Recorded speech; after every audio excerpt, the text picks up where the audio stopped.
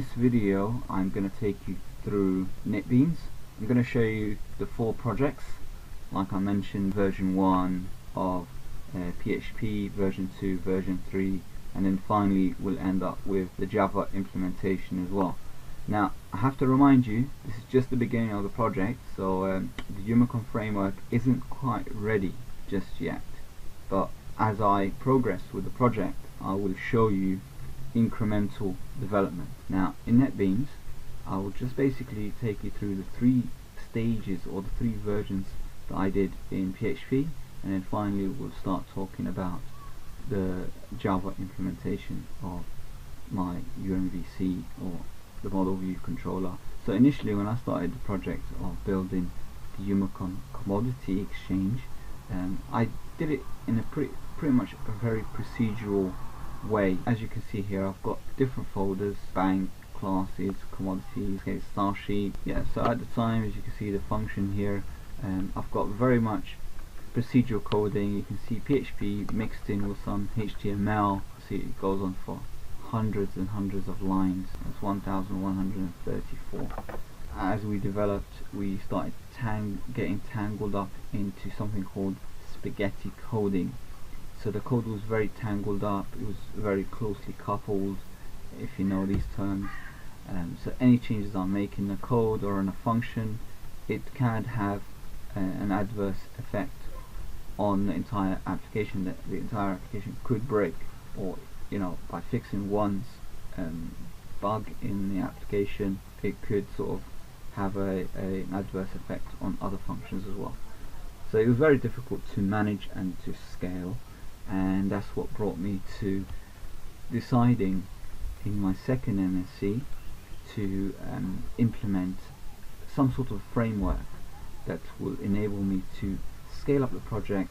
In that I started with the very initial, very basic MVC structure. Now, like I mentioned before in previous videos, I was looking at developing something that would be very lightweight. It would be going back to the basics, having very simply starting up with controllers, models. If we look at the controllers, we see different controllers here, and then we'll have different models. You can see them. I kind of like added an extension at the end, model, so I can know it's a model.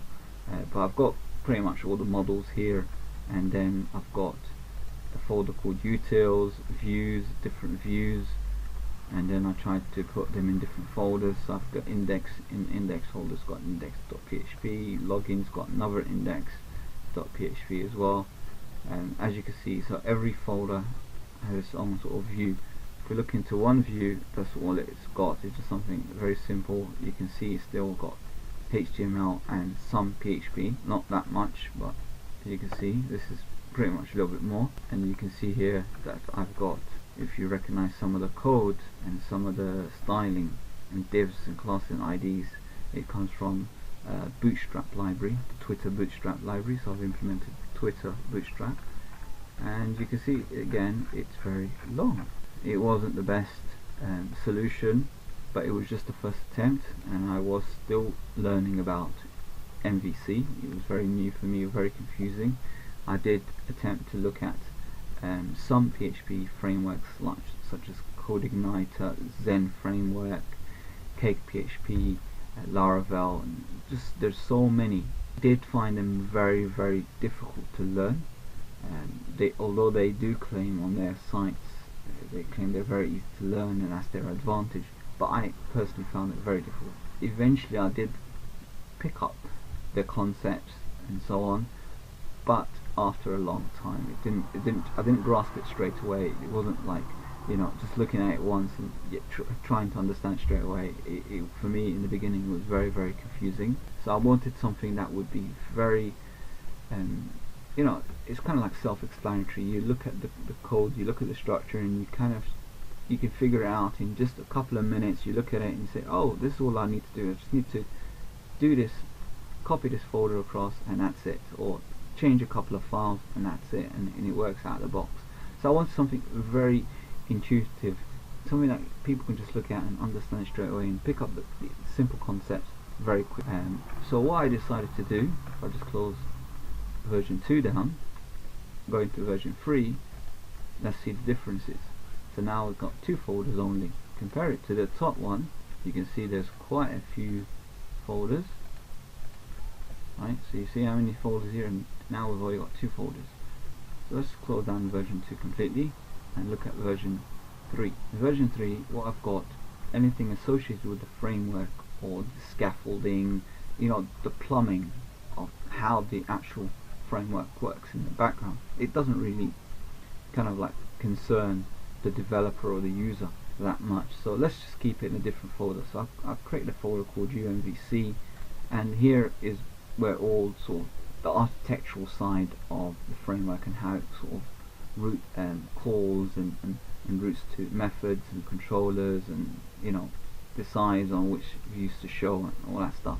That's all decided here. In the application, all the developer has to do is to create a folder, you know, call it anything, and for example, if you go to the index, open it up, and inside that you've got 3 folders. You've got controller, a model, and a view. And inside the controller you've got index, model, you've got index model, and view, you've got basically all the styling that involves that particular module. So you've got the style sheets, CSS files, which I have none here, and you've got images, none here involved, interface, none is involved in here. If there was any sort of JavaScript, I can put it in here, and finally I've got the index, which is just that, and it looks pretty much the same as, again, you can recognize the pages. So all I did is I just reorganized the whole thing. Look at another example, register. Again, look in the view, and this will be just the register page. Now you can see in the register page, all we have is these tags. Now that's something I introduced in version 3. Now that tag basically is my templating engine that I created, which when that view is called, immediately the application or the view controller passes this code and looks for these tags, and as soon as it finds that tag, it then implements the register. So somewhere in the code, what I call the interface, it pulls in the HTML equivalent into there, so it shows the form. So somewhere else in the application will have the implementation or the look and feel or how a registration form would behave, and that will be somewhere else called an interface file. And then so it would call the interface file and then drop in the registration form. And likewise, I can have these annotations or these tags. So about us, instead of me having to fill in the page, huge page with all this HTML, I can put different sections in different files, and then it would get called and then inject in here the appropriate views. I'll show you a little demonstration later on of version 3. But for the moment in this video, I just want to focus on just giving an overview of the structure of Umicom Framework version 3. Okay, so this is just some ideas that I had, and I was prototyping for a while. But what I wanted to do after I finished with version 3, I was going to continue, but I did get a job as a Java developer. Well, actually, to be completely honest, I was initially involved in .NET development, so I did sort of get involved in that. I was exposed to MVC4 in C#, and I was developing in MVC for a while, and then I got offered in the financial industry, mainly Java, although they get involved in C++ and C#, but I'm mainly doing Java development. So I decided, well, let's try to bring my research and transfer some of these concepts across. So this is the Java version. So all the actual application, everything is inside a folder called Web Pages. Now here you've got 2 folders again, just like what we had in version 3. As you can see, pretty much the same. 2 folders here, 2 folders here. In a folder called Application, we have again different modules. So in here we've got different folders, and we've got different views and controller, something called a bootstrap, which is basically the Java configuration, the actual, instead of having web XML, if you're familiar with that, web XML, which kind of like initializes the application, what I do is I implement something called web application initializer. Now I'm not going to go into detail of the coding or teach you the coding in this video. We're just only going to focus on the structure of the project rather than the code, but I'll explain all these things in a different video, and I'll start teaching you about Spring, and I'll teach you about Hibernate, I'll teach you about all these different frameworks, and also, most importantly, teach you about my own framework, the Umicom Framework. So yeah, you can just see, I'll just give you a quick glance through things. You've got something called master config, and you've got master controller.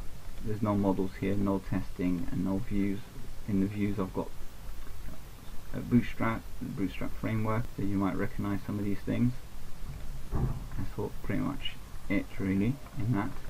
Inside each of the application, this is the part, so in each folder, for example, you've got open market, you've got controller and model and view. Main, again, all I've got is a view at the moment, there's no model. You've got a slave controller in each of these things, so you've got different slave controller, and if you've seen my previous video you would have seen something similar to that, and all I'm rendering is these messages. In the next video I will take you through and show you what the framework or what the application looked like that we're going to implement in PHP version 1. So we're going to go through version 1, we're going to go through version 2, we're going to go through version 3, and then finally we start talking about the code that we did in the Java implementation.